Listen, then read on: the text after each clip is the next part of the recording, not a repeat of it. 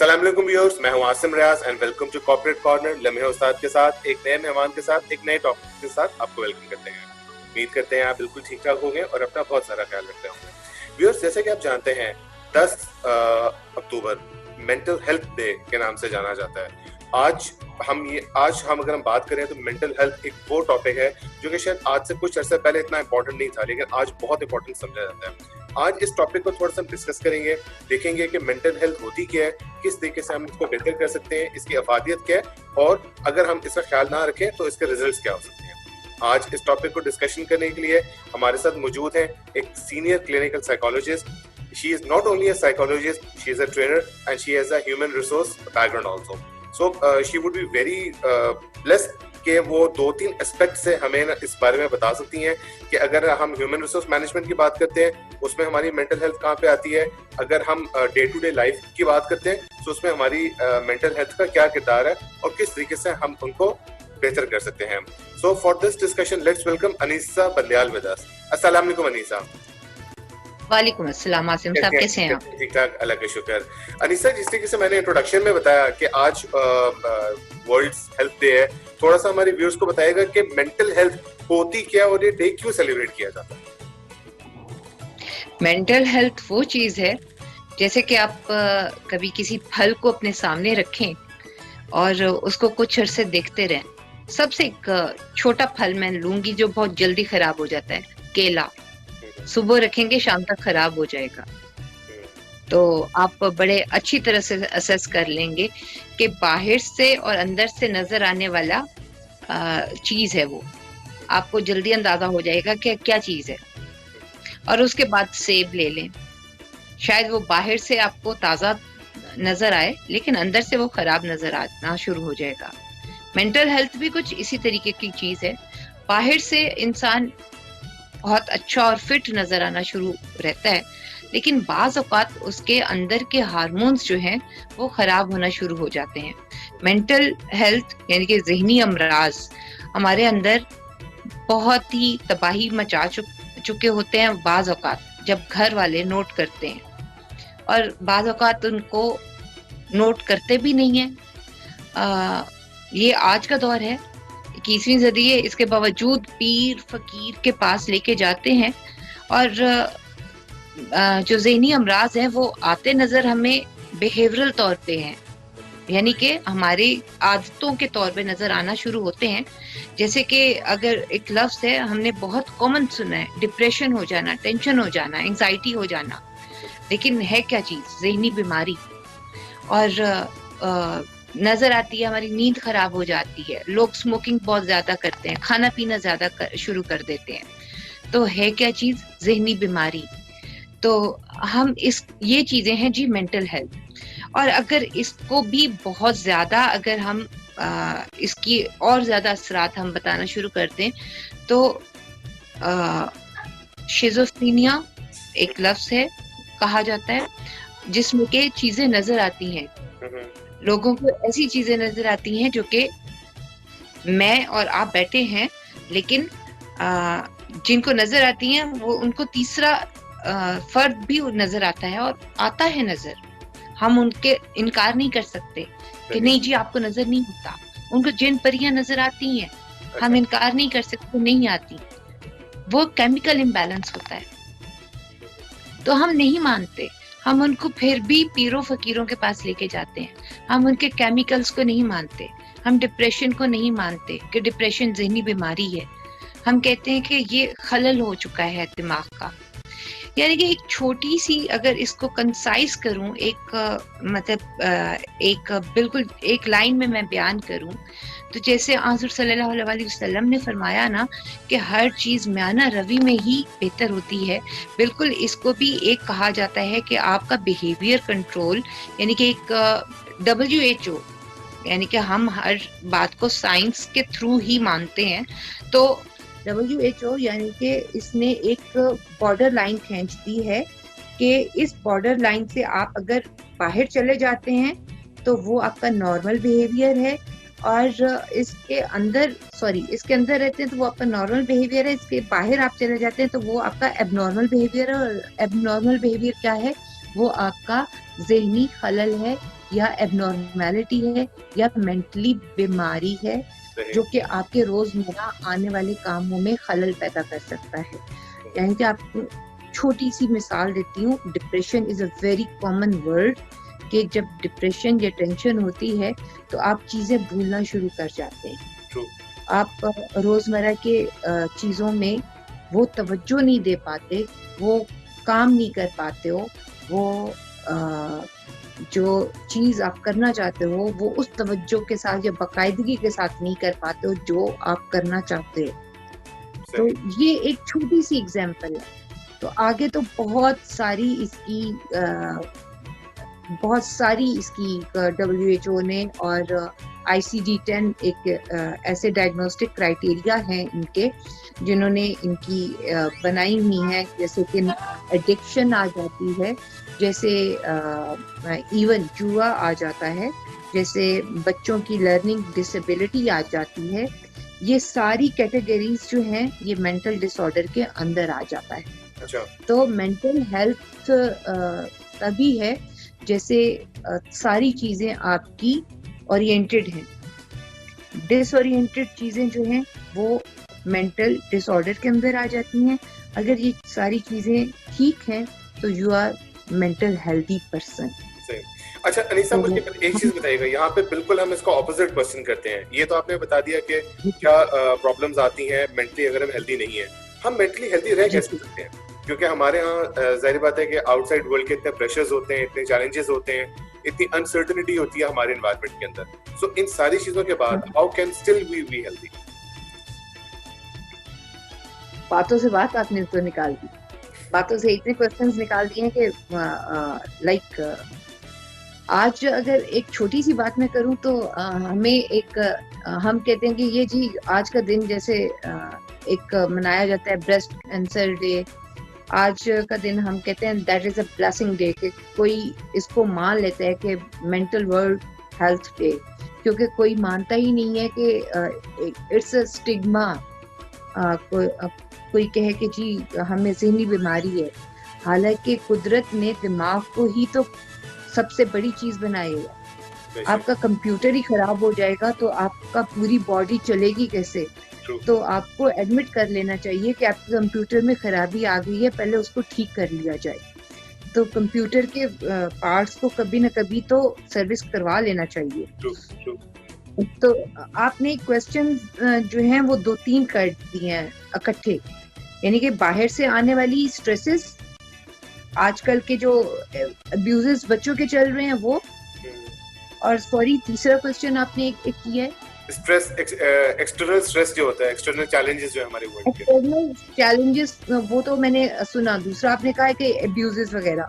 तीसरा एक और भी आपने क्वेश्चन किया था, शायद स्किप हो गया। अनसर्टेनिटी वाला जो होती है हमारे एनवायरनमेंट के अंदर। देखो, अनसर्टेनिटी के लिए हमें हर वक्त तैयार रहना चाहिए। आज बाय चांस एक टॉपिक है कोविड-19 के हवाले से, हालांकि वो ये जो आज का मेंटल हेल्थ डे का एक स्पेशल टॉपिक दिया गया है, काइंडनेस, लव काइंडनेस यूज किया गया है, लेकिन रिलेट किया गया है इसको कोविड-19 के साथ। लेकिन हम इसको थोड़ा सा इसके साथ रिलेट कर लेते हैं, आपके क्वेश्चन के साथ। वो इस तरह से कि हम अपने आप को जो है अपने एटीट्यूड को, और क्यों किया, क्योंकि कोविड-19 के दौरान लोगों ने इसको नोटिस किया है कि कितने लोग जो हैं वो सेल्फ सेंटर्ड हैं, कितने लोग जो हैं वो सेल्फ पिटी में चले जाते हैं, कितने लोग सेंसिटिव हैं, और कितने लोग जो हैं वो यकदम नागहानी आफात आने पे अपना रिएक्ट करते हैं। तो इससे सेल्फ जो कंट्रोल है वो उसको असेस करने का पता चलता है। तो इसी वजह से काइंडनेस वर्ड जो है उसको रिलेट किया गया है मेंटल हेल्थ के साथ। काइंडनेस की आगे से फिर 4 एग्जाम निकलती हैं। एक कि आप दूसरों के साथ कितना काइंड होते हो, नंबर 2 कि आप अपनों के साथ कितना काइंड होते हो, क्योंकि कोविड-19 में आप क्वारंटाइन बहुत ज्यादा रहे हो। नंबर 3 ऐसा कि आप अपने साथ कितना काइंड रखते हो। ये सबसे जरूरी है, सेल्फ लव। सेल्फ लव होगा, ये वर्ड मेरा अपना दरियाफ्त किया हुआ है, यानी कि आप सेल्फ लव करोगे, अपना ख्याल रखोगे, सर्टेनिटी पैदा होगी, और जितनी भी अपने ऊपर कंसंट्रेट कर पाओगे, फोकस कर पाओगे, लोगों के साथ इन टच रहोगे, दोस्तों के साथ इन टच रहोगे, अपने लिए टाइम निकालोगे, दोस्तों के लिए टाइम निकालोगे, तो ये सर्कल घूमता रहेगा। सही। जितना सर्कल घूमता रहेगा तो आपके सवालों के जवाब मिलते रहेंगे। बिल्कुल यानी सही। कि आपने अपना भी ख्याल रख लिया, अपने ख्याल रखने के साथ साथ यू डिजर्व, मतलब आपको चाहिए कि आप अपने दोस्तों के साथ इन टच रहें वीकली बेसिस पे।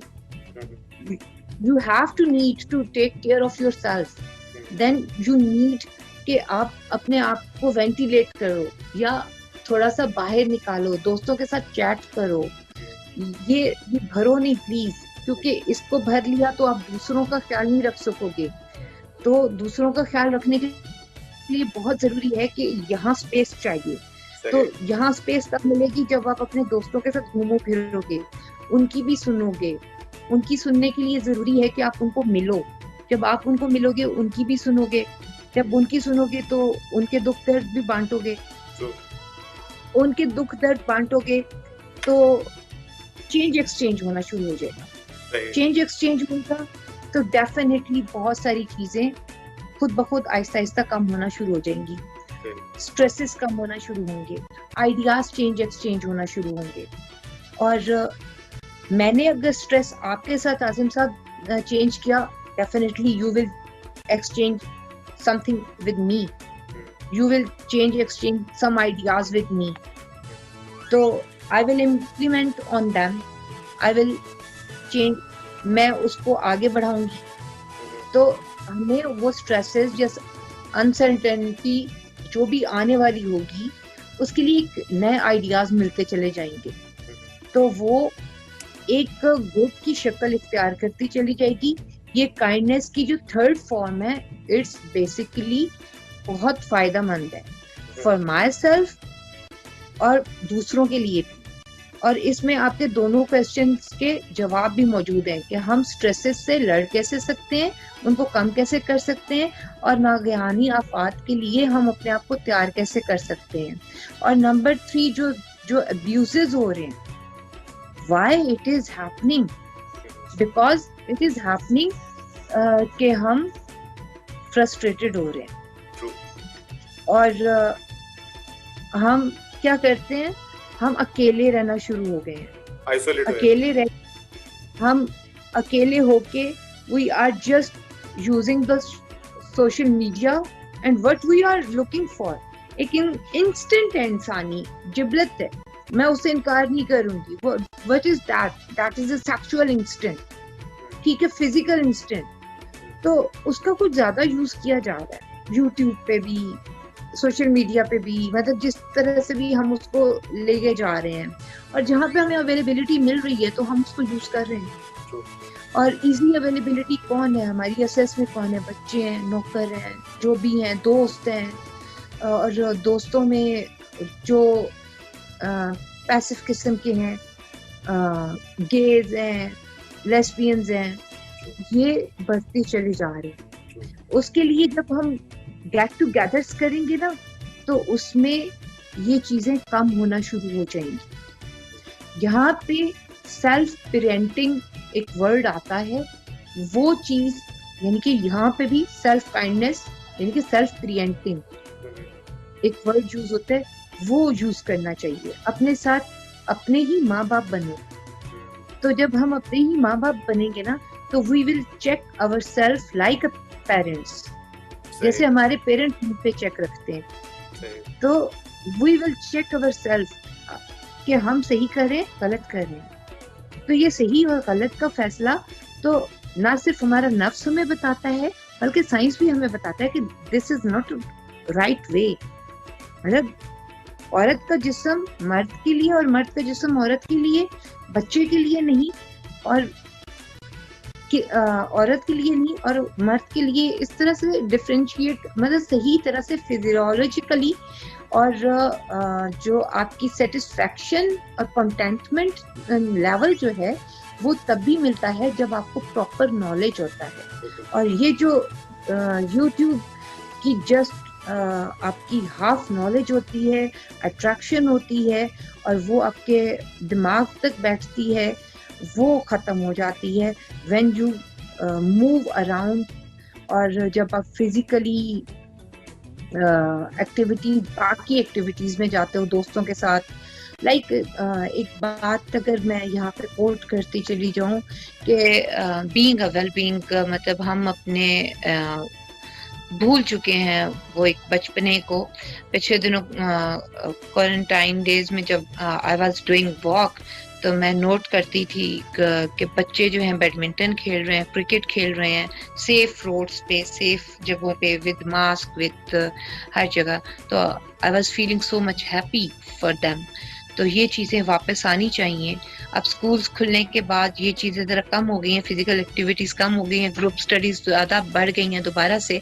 तो यहाँ पे फिर पेरेंट्स रोल दोबारा से आ गया है कि they should check on their computer, they should check on their study times, they should check on their ताकि ये सेल्फ अब्यूज, और सॉरी सेल्फ अब्यूज का वर्ड इसलिए भी आ गया है क्योंकि कुछ बच्चे अपने आप को जो इंजरीज वगैरह पहुंचा देते हैं। हालांकि ये क्वेश्चन आपका नहीं था, लेकिन वो मेरे मुंह से निकल गया तो बात से बात निकल जाती है।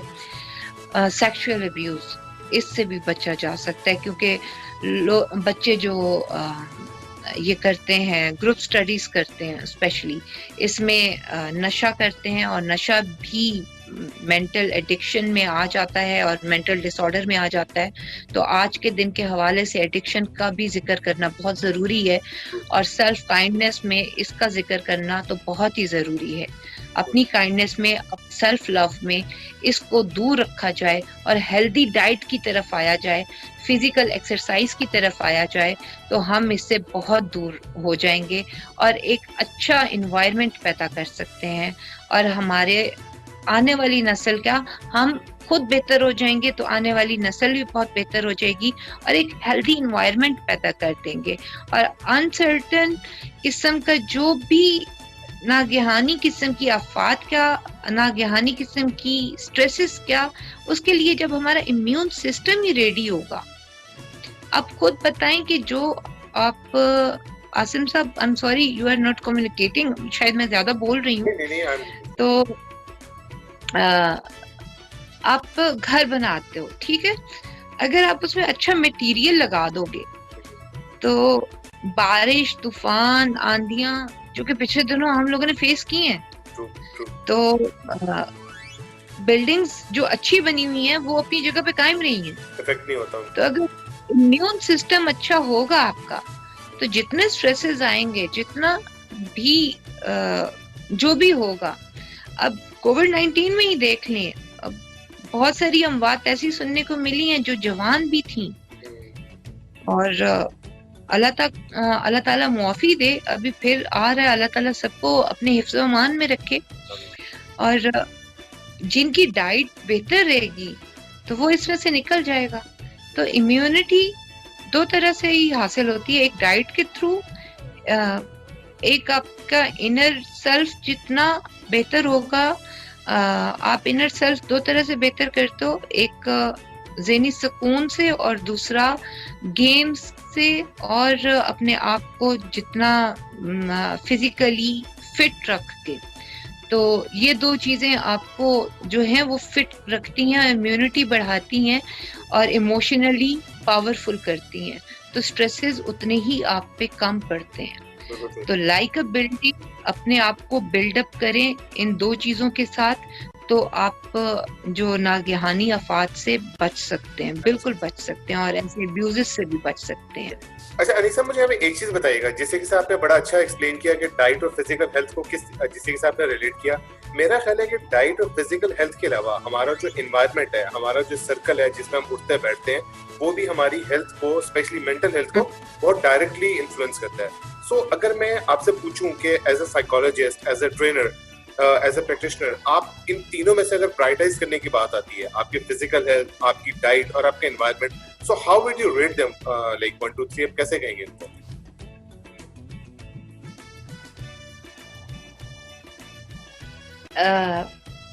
डाइटिशियन को, साइकोलॉजिस्ट को, या नहीं, मेरा क्वेश्चन है कि जिस से आपकी हमने बात की फिजिकल हेल्थ की, फिजिकल हेल्थ, हमारी importance of diet for mental health, और हमारा जो एनवायरनमेंट, हमारा जो सराउंडिंग्स है, हमारा जो उठने बैठने का सर्कल है, इन तीनों को अगर आपने कैटेगराइज करना हो कि which is the first important, which is the second importance and which is the third, आप एनवायरनमेंट को कहोगे, फिजिकल हेल्थ को कहोगे, या डाइट इंटेक को कहेंगे?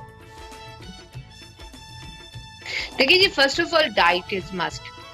जब हम सुबह उठते हैं तो सबसे पहला काम क्या करते हैं? नाश्ता। ऑब्वियसली, ठीक है। अच्छा, अब इन दोनों चीजों का लिंक कैसे करेंगे? फिर सेकंड क्या है? हमारा सर्कल। सर्कल में सबसे पहले कौन आता है? माँ बाप, बहन भाई, दोस्त। पीयर प्रेशर भी बहुत काउंट करता है। मैंने दूध नहीं पीना, मेरा दोस्त दूध नहीं पीता, वो ये आप क्लास 5th 4th 1 से ही स्टार्ट कर लें बच्चों के एटीट्यूड को। तो मैंने लंच बॉक्स नहीं लेके जाना, क्यों? मेरा दोस्त नहीं लाता। सो ये भी बहुत करता है, काउंट करता है। और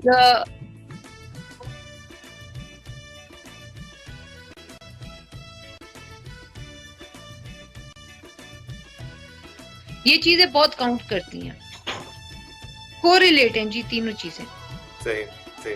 अच्छा अनीसा, एक क्वेश्चन अगेन, और सॉरी, पीयर ग्रुप मेरे ख्याल में और हमारा जो एनवायरनमेंट है वो बहुत ज्यादा असर करता है हमारे खाने पीने पे भी, और हमारे दोस्त अहबाब हमें पुश करते हैं, और चलो यार गेम खेलते हैं, चलो टाइम हो गया है, टाइम आप पढ़ाई का भी, कंप्यूटर का भी, पिछले दिनों जैसे पबजी का शौक चढ़ा हुआ था सबका, बंद करो, चलो बाहर सड़क पे आओ, क्रिकेट खेलें।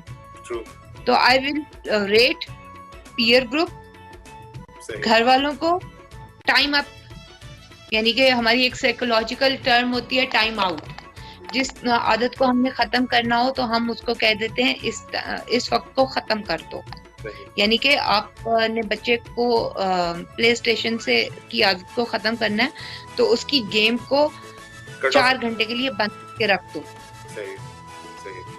तो ये चीज जो होती है घर वालों से और दोस्तों से बनती है। तो I will, if you will ask me rating, तो हालांकि रेटिंग में डाइट सबसे पहले जानी चाहिए, लेकिन आजकल जो रेटिंग जा रही है वो माहौल से जा रही है, यानी कि दोस्तों से और घर वालों से जा रही है। सही, सही। जो कि हम पे असरअंदाज होती है, हमारे माइंड पे असरअंदाज होता है उसका, मीडिया का, और इसका असर बहुत लेते हैं हम लोग। Anisa, one last thing which is I think a very important point, हम आजकल एक बहुत कंपैरेटिव दौर से गुजर रहे हैं, बहुत कंपटीशन है। अगर हम अपने स्कूल लेवल पे बात करें, हमारा ग्रेड्स का कंपटीशन होता है, हम यूनिवर्सिटी लेवल पे आते हैं, हमारे डिफरेंट परसेंटेजेस का कंपटीशन होता है, हमारे सोशल सोसाइटी का एक कंपटीशन बन जाता है, हम जॉब में आते हैं, प्रैक्टिकल एलिमेंट्स ऐड हो जाते हैं।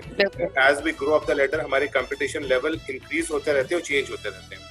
सो ये जो कंपटीशन है ये मेंटल हेल्थ के लिए, is it a positive thing और it's a negative thing?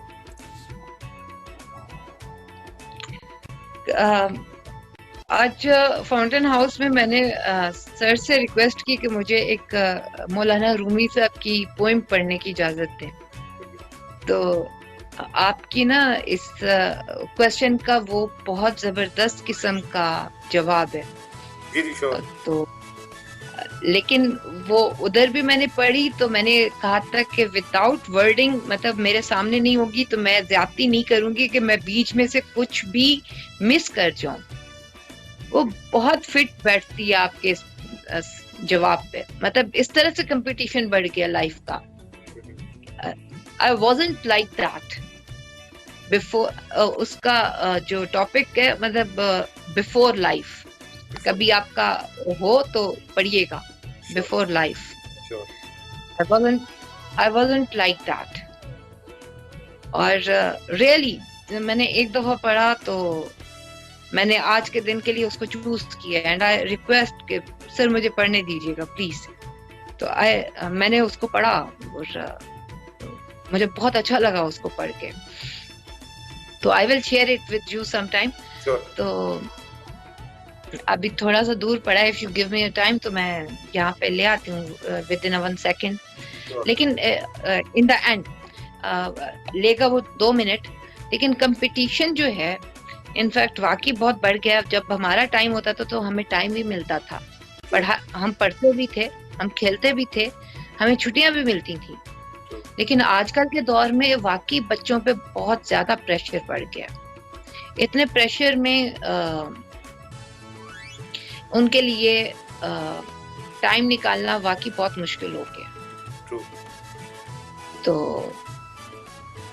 How they manage, ये थोड़ा सा टीचर्स को भी देखना चाहिए, ये थोड़ा बच्चों को भी देखना चाहिए। बट एक उनके लिए भी हेल्दी पॉइंट है। मैंने भी उन्हीं के दौर में जब मतलब अभी मतलब ह्यूमन रिसोर्स मैनेजमेंट में जब कर रही थी, तो एक चीज मैंने भी नोट करा कि आप अगर कंसंट्रेशन के साथ लेक्चर सुनते हो ना, और बहुत ही अच्छे तरीके से आप उसको अटेंड करके आप एक दफा जाके रिवाइज कर लेते हो, और रिवाइज करने के बाद जनरल नॉलेज के आप अपनी हेल्दी रखते हो, तो मेरा नहीं ख्याल कि आपको कोई मुश्किल होती है। ये एक कंपटीशन कुछ खामखा में स्कूल्स ने, प्राइवेट कॉलेजेस ने बना रखा है। अदरवाइज जिस चीज को ये लोग फॉलो कर रहे हैं, यानी कि यूरोपियंस को और बाहर को, वहां भी इतनी टफ स्टडी नहीं है। ट्रू। इस चीज से आप भी एग्री होंगे। True, 100% agree. यहाँ पे इन्होंने मार्क और जीपीएस बना दिए कि जी इतने होने चाहिए, अदरवाइज नहीं। और वो जो बिलीव के बच्चे कितने स्ट्रेस में हैं, और they comes to us with those stresses, with fees, with, और वही बुक्स जो वहाँ पे मुफ्त में बांटी जाती हैं, यहाँ पे डॉलर्स में बिकती हैं, और माँ बाप भी उतनी प्रेशर में हैं जितने बच्चे प्रेशर में हैं। और हमारे तो क्लिनिक्स भर जाते हैं, हमारे क्लिनिक, हमें क्या, हमारे क्लिनिक्स तो मतलब भर जाते हैं, क्योंकि पेरेंट्स दे आर फ्रस्ट्रेटेड। और जो वालिदैन, बल्कि पहले सिर्फ वालदा घर को टाइम देती थी, अब दोनों लोगों को कमाना बहुत जरूरी हो गया है, मैनेज करने के लिए, बैलेंस करने के लिए घर को। तो और फिर बच्चों को तो वो टाइम दे नहीं सकते, फिर कहते हैं कि ये स्टडीज हमारे लेवल की नहीं थी, इनको ट्यूटर पढ़ता है, और ट्यूटर की फीस अलग से वो देते हैं। आई थिंक ये स्ट्रेसेस जो है हमारी कम्युनिटी का हिस्सा बन चुके हैं, और इनको हम सबको मिलकर रिजॉल्व करना चाहिए। और ये हमारे टीचर्स को भी सोचना चाहिए, सिर्फ साइकोलॉजिस्ट को नहीं सोचना चाहिए। ये हमारे टीचर्स को, हर स्कूल ने साइकोलॉजिस्ट तो हायर कर लिए हैं, लेकिन वजह क्या है उसको खत्म करने की कोशिश नहीं कर रहे। बच्चों के स्ट्रेसेस को कम करने की कोशिश की जा रही है, लेकिन रीजंस को खत्म करने की कोशिश नहीं की जा रही। आज के दिन से हमारे व्यूअर्स को कोई खास मैसेज देना चाहेंगे आप, how they should stay healthy mentally?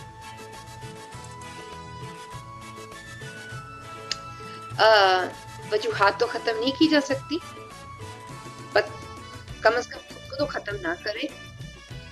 तो प्लीज अपने ऊपर तवज्जो दें, अपने दोस्त खुद बने, पहले खुद को रखें। मैं ये नहीं कहती कि दूसरों को इग्नोर करें। अल्हम्दुलिल्लाह अभी भी खुदा ना खास्ता एक मोटर बाइक पे कोई गिरता है तो 10 में से 7 बंदे उसको उठाने आ जाते हैं। अभी भी काइंडनेस है हमारे यहाँ, और खुदा तरसी मौजूद है। और अभी भी बाहर निकलने से पहले ये ईमान है हमारा कि 10 रुपए हैं तो बीच में से 2 रुपए किसी को दे दिए जाए। लेकिन प्लीज ये ना करें। कुछ लोग इस चीज का ये फायदा उठाते हैं कि वो 2 रुपए जिसको जरूरत नहीं होती वो दूसरा भी छीनने की कोशिश करता है। वो प्लीज उसको दे जिसको जरूरत है। और जो हेल्दी रहना चाहता है वो कोशिश करे कि जो गम है उसको उठा के चलता रहेगा तो वो चलता ही रहेगा, कभी कम नहीं होंगे। मुझे कोई कहे कि यार मुझे बल्कि कल परसों आयरलैंड से मेरी फ्रेंड का फोन आया तो वो कहती यार यहाँ पे एक मेडिसिन मिलती है तो पुरानी यादें खत्म हो जाती हैं। तो मैंने कहा यार तुम्हें मजे की बात एक बताऊं, मुझे सारी पुरानी बातों में सारी अच्छी बातें याद रहती हैं, तो मैं पुरानी मतलब टेबलेट खा के वो सारी पुरानी बातें कैसे भूल जाऊं। तो हमेशा अच्छी बातों को याद रखें और बुरी बातों को भूलने की कोशिश करें और उनकी जगह नई और अच्छी यादें जो है हर पल उन्हीं में से वो चुन लिया करें। जैसे आप कभी किसी बाग में जाएं तो वहां से खूबसूरत फूलों को चुनने की कोशिश करते हैं ना, कभी जले हुए फूलों को तो कभी चुनने की कोशिश नहीं की होगी आप लोगों ने, बल्कि उनको फेंकने की कोशिश की होगी। वो साइड पे कर दें और खूबसूरत फूल चुन के अपने पास रख लिया करें, तो बहुत ही खूबसूरत सी यादें अपने पास रखें और उन्हीं से खुशबू सूंघा करें। और सेकेंडली ये तो है आपके दिमाग को पुरसकून करने की बात, और दूसरी बात ये कि हमारे हार्मोन्स और केमिकल्स तो दिमाग में होते ही हैं, जैसे ब्लड प्रेशर और शुगर होती है, उसी तरीके से हमारे दिमाग के केमिकल्स को भी ज़रूरत है कि प्लीज़ 45 मिनट थोड़ी सी हफ्ते में 3 दफ़ा एक्सरसाइज कार्डियो कर लिया करें, तो आप उनके साथ इंसाफ कर लेंगे, ताकि ताज़ा खून जो है वो ब्रेन को भी जाए, ऑक्सीजन ब्रेन को भी जाए। 10 से 15 दफ़ा डीप ब्रीदिंग ज़रूर कर लिया करें, ताकि जो स्ट्रेस है, जब हम डीप ब्रीथ करते हैं हम मुंह के ज़रिए बाहर निकालते हैं तो बहुत सारा ऑक्सीजन जो है वो बाहर निकल जाता है और हमारा स्ट्रेस लेवल जो है वो रिलीफ हो जाता है। तो 10 से 15 सेकंड में ये एक्सरसाइज कर लेना हमारे लिए कोई बड़ी बात नहीं है, ये ज़रूर कर लिया करें। अच्छा खा लिया करें, बर्गर जंक फूड सारा टाइम हम खाते हैं, दिन में सिर्फ 2 से 3 फल ज़रूर खा लिया करें, 8 कप पानी के ज़रूर पी लिया करें और डिटॉक्स करना, यानी कि सारा दिन कैफीन चाय पीना, सिगरेट पीना, उसी में 2-3 कप कहवे के ज़रूर पी लिया करें, तो आप अपने आप के साथ इंसाफ कर लेते हैं। रात को सोने से पहले सिर्फ और सिर्फ दिमाग को ये झटक के कहा करें कि सारा दिन मैंने तुम्हें बहुत इस्तेमाल कर लिया, अब तुम थोड़ी देर सुकून कर लो, ताकि मैं अपने जिस्म के साथ भी इंसाफ कर लूं। तो मेरे ख्याल में आप अपने साथ इंसाफ कर लेंगे। बस यही पैगाम देना चाहूंगी। मेरे ख्याल में हम थोड़ा सा बेहतर कर लेंगे। Very nice, very concrete and very concise message. Thank you Anisa, thank you for your time. It was really nice having you with us. मजा आया आपके साथ डिस्कशन करके। Same here जी, बहुत शुक्रिया। So viewers, this was Anisa Bandial, बड़ा मजा आया इनके साथ। आज का हमारा टॉपिक वैसे ही बड़ा स्पेशल था और जिस तरीके से उन्होंने इसको कंक्लूड किया, that was like an icing on the top. इसके अलावा मुझे सबसे ज्यादा इनकी जो बात पसंद आई, that is self love. हमें अपने लिए भी टाइम निकालना चाहिए, हमें खुद से भी प्यार करना चाहिए। अगर हम खुद से प्यार नहीं करेंगे, अगर हम खुद का ख्याल नहीं रखेंगे, तो डेफिनेटली हम दूसरों का ख्याल भी नहीं रख सकते। सो दूसरों को कुछ देने से पहले हमें पहले खुद को देने, उसके बाद हम किसी को भी दे सकते हैं, किसी से भी कोई चीज एक्सपेक्ट कर सकते हैं। मुझे अपने होस्ट को इजाजत दीजिएगा, अपना बहुत सारा ख्याल रखिएगा। अल्लाह हाफिज।